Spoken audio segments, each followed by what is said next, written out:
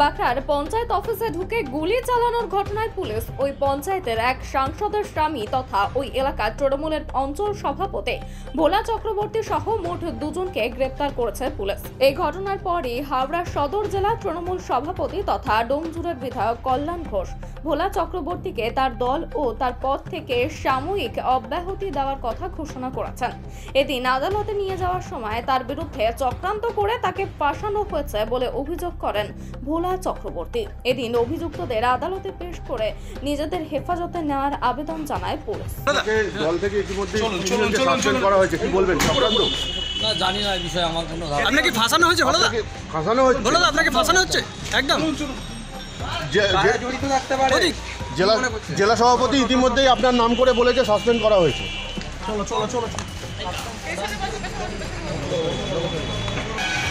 চলো, ফাঁসানো হচ্ছে ভালো। হ্যাঁ, ফাঁসানো হচ্ছে, এগুলো ফাঁসানো হচ্ছে, গেম চলছে। নিজেই আপনার থেকে পদ থেকে সেটা আমার জানা, আপনাদের থেকে শুনতে পাচ্ছি।